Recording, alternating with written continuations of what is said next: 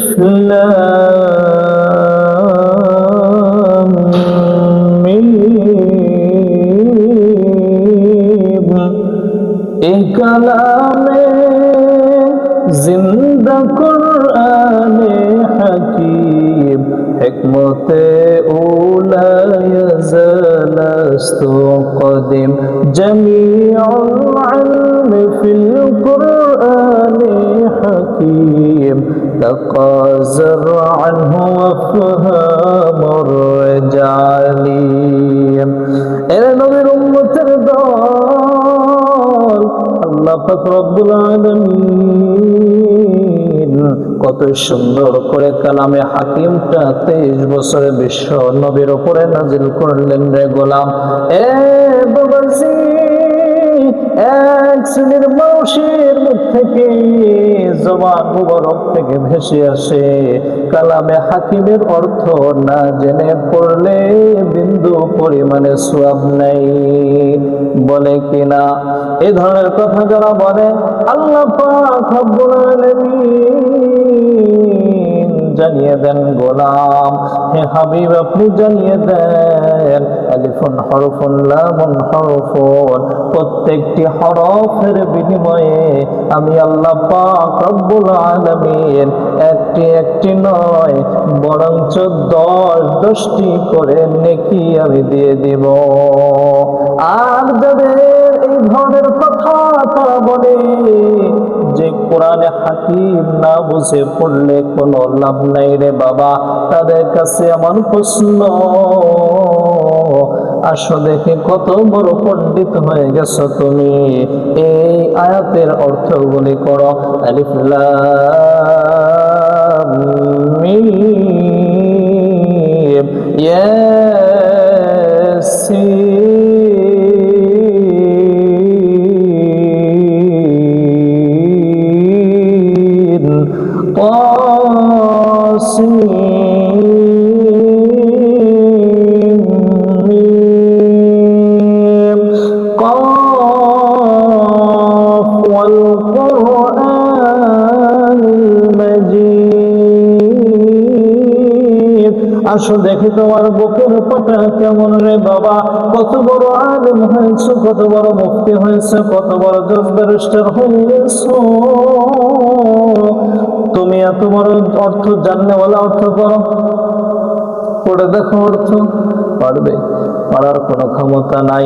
এই জন্য বলি আল্লাহ পাক রব্বুল আলামিন আসুন যে অর্থটা ছিল, আসুন যে আয়াতের দিকে আমরা যাচ্ছিলাম, আল্লাহ পাক রব্বুল আলামিন কেন কেন কেন অর্থবিহীন অর্থ শব্দ কোরআন কারিমে দিলেন, আয়াতকে কারিমা দিলেন, তার 1 নাম্বার জবাব দেওয়ার পূর্বে আপনাদেরকে একটা কথা জানিয়ে দেই। আমাদের কম বেশি জমি আছে সকলে, এই যে জমিগুলি রয়েছে প্রত্যেকটি জমিওয়ালা ব্যক্তি আমরা জানি, আমাদের যার যার যেখানে যে জমিগুলি রয়েছে প্রত্যেকটি জমির আমরা দাগ নাম্বার জানি কিনা বলেন? একজন বয়স্ক মুরব্বী চাচাকে যদি জিজ্ঞেস করা হয়, চাচা আপনার যে লালপুরের যে ওয়ার্ডের পাশে, যে পৌরসভার পাশে যে জমিটা রয়েছে, এই জমির মাপ নাম্বার কত, দাগ নাম্বার কত, আরএস নাম্বার কত, খতিয়ান কত? চাচার বয়স 92। ওই চাচা এক সামচে বলে দিবে, বাবা ওই দাগ নাম্বার হলো 81। ও চাচা,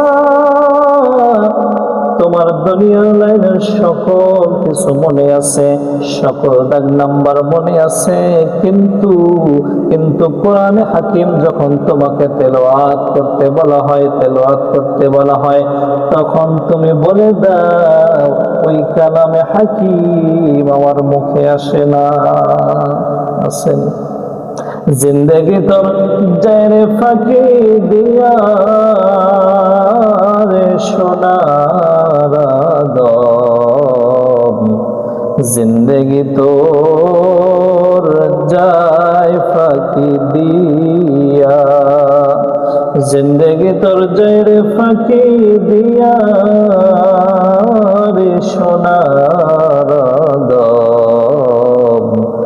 জিন্দেগি তোর যায় ফাঁকি দিয়া।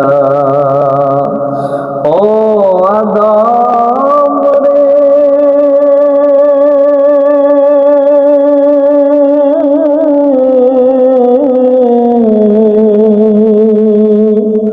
পাক ধরিয়া গেছে হেদারি, দম তো আছে গোটা চারি। পাক ধরিয়া গেছে হেদারি, দম তো আছে গোটা চারি। এখনো কি ফিরে নিত তোমার হুঁশরে। এ বাবাজিরা, মনোযোগটা বাড়ায় দেবেন গো বাবা মুসলমান ইমানদার। আল্লাহ রাব্বুল আলামিনের যে কালামে হাকিমটা আমাদেরকে দিয়েছে রব্বে কাবা, এই কালামটা পড়তে আমরা কেন এত কৃপণতা করি? কৃপণতা করা যাবে না। যদি কৃপণতা করি তাহলে কাল কিয়ামতের ময়দানে রব্বে কাবার আদালতে আমাকে জবাব দিতে হবে। যেই কথাটি বলতেছিলাম গো বাবা, অর্থবিহীন অক্ষর কেন আল্লাহ পাক দিলেন? এর এক নম্বর জবাব হলো, আল্লাহ রাসূল সাল্লাল্লাহু আলাইহি ওয়াসাল্লামের জামানায় যখন কোরআন নাজিল হচ্ছিল, ওই সময় যখন রাসূলুল্লাহ সাল্লাল্লাহু আলাইহি ওয়াসাল্লাম তিনি কোরআনটা তেলাওয়াত করছিলেন, পড়ছিলেন, ইহুদিরা দূর থেকে দেখলো যেই কালামে হাকিমটা রাসূল তেলাওয়াত করে, মুহাম্মদ তেলাওয়াত করে, এগুলো তো সবই আমরা অর্থ বুঝি, মুহাম্মদও অর্থ জানে।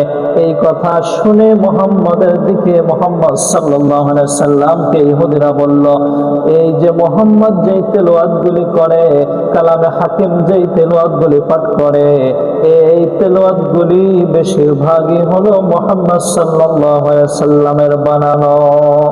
এই কথা যখন বলে দিলেন, আল্লাহ রাসূল সাল্লাল্লাহু আলাইহি ওয়াসাল্লাম তিনি ডাক দিয়ে বললেন, এর ইহুদি নাসারার দল, এতই যদি বানানেওয়ালা আমি মুহাম্মদ হয়ে থাকি, আসো তোমাদের ওয়েলকাম জানাই।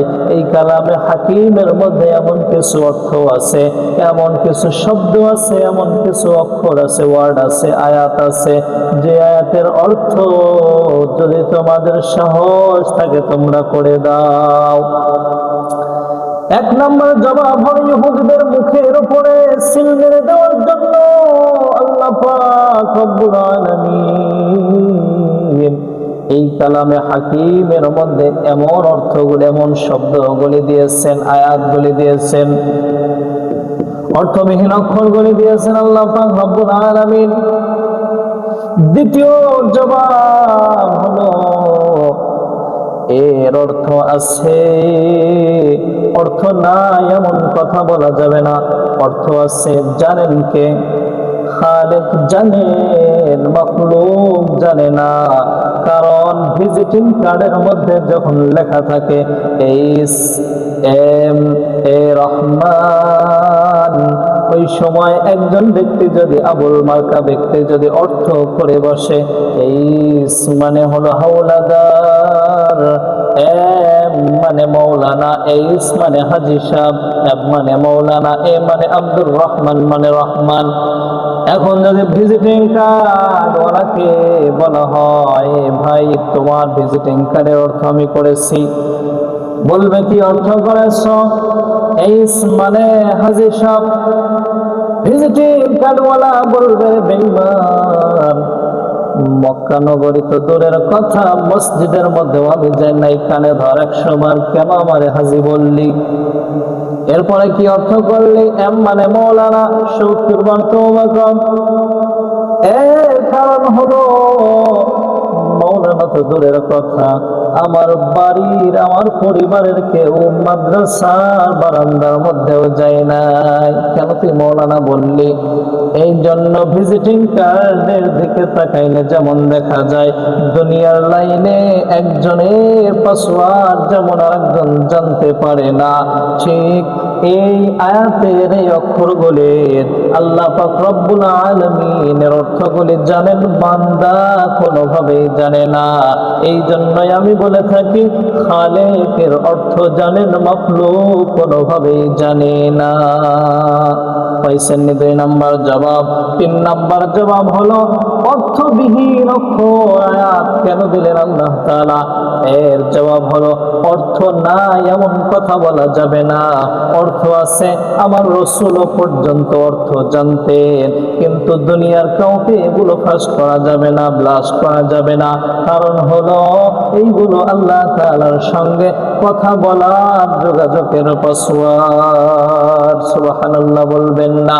এই কালামে জিন্দা কোরআনে হাকীম হিকমতে উলা ইয়াজালাস্তু কাদিম জামিউল ইলমি ফিল কোরআনে হাকীম কালামুল্লাহ মুশানু কদিম। এরে মুসলমান ইমানদার আল্লাহর গোলাম, চক্ষু দুইটা যখন বন্ধ হয়ে যাবে রে বাবা, দুনিয়াতে যা কিছু করেছি সকল কিছু অন্ধকার। দুনিয়াতে যত টাকার মালিক করেছি, যত গাড়ি বাড়ি করেছি, সকল কিছু শেষ, সকল কিছু ফানা হয়ে যাবে। কোনো কিছু তুমি সঙ্গে নিয়ে যাইতে পারবে না। এই জন্যই বলি সময় এখনো আছে। এই সময় থাকা অবস্থায় এই কোরআনটা সহি শুদ্ধভাবে পড়বার সবাই চেষ্টা করবেন। পারা যাবে তো ইনশাআল্লাহ? ইনশাআল্লাহ কয়নারে মুসলমান, জোরে বলি ইনশাআল্লাহ। আল্লাহ পাক তৌফিক দান করুন, বলি আমিন।